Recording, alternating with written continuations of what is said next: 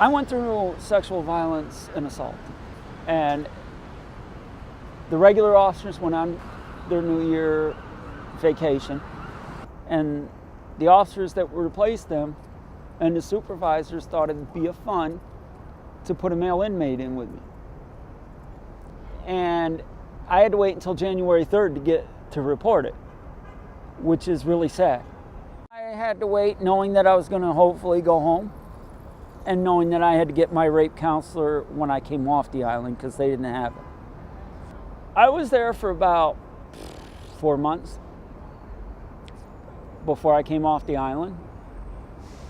And when I tell you it was 4 months of hell for any trans individual, it definitely is. Take what the Bible tells you hell is and multiply that by 10 for us in real life. But because of what happened to Zena on New Year's Eve 2014, the Department of Corrections opened the Transgender Housing Unit at Manhattan Detention Center. She was one of the first inmates to enter the system. The Prison Rape Elimination Act, or PREA, was a policy set out in 2003 by the Department of Corrections and Community Supervision. New PREA guidelines say that jails should not have a transgender facility, including the unit at Manhattan Detention Center. Now, 2 years on, the department is attempting to close the transgender housing unit in compliance with the PREA guidelines. The department has received strong backlash from its regulatory body, the Board of Corrections, and the public. On the transgender unit, I'm very, very disappointed. I mean, if the department is found to be non-compliant with PREA because it does not have a trans housing unit, that's not a problem. There's a tiny, tiny financial consequence to that, and there's a tremendous benefit to the women who are not going to be housed in that unit. I strongly urge the department not to create a new unit next year, not to close down the trans housing unit next year, not to close down the trans housing unit the year after that. What's happening to the trans unit? It's not mentioned. We're assuming it's going away as of January 5th, 2017. That's a shame. We fought long and hard for that. One of the things that we know, which has been really devastating for the transgender housing unit, is a complete lack of funding and interest in it. There's very little programming that goes to it. There was a period of about 4 months where there were no tables or chairs in the transgender housing unit. What are going to be the actual consequences to not housing transgender people according to their gender identity? The folks who are in the unit are patched inappropriately, that they're referred to by the names that are not the names that they go by, that they're referred to as tranny or faggot or man, and these are all not in compliance with the rules that they're supposed to be following, and nothing happens to these officers. I do think that we should not ignore the voices of those who have spoken about the transgender community, and we need to think about how we make sure that they are supported and that their rights are preserved through this effort.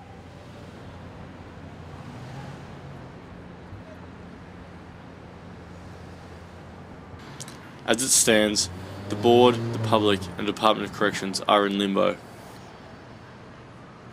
I'm fighting to keep it open. As one of the advocates that went through what I went through on the island, and then I'm out here and I care about my community and have for such a long time since Stonewall, I'm fighting to keep it open.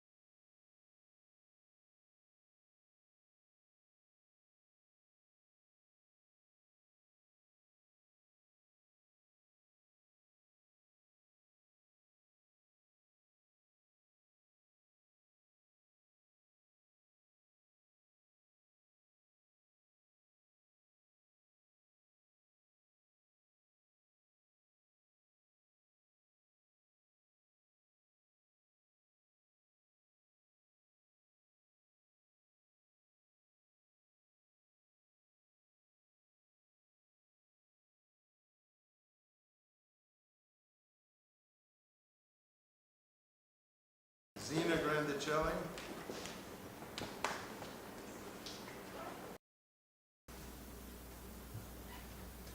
Good morning, Board.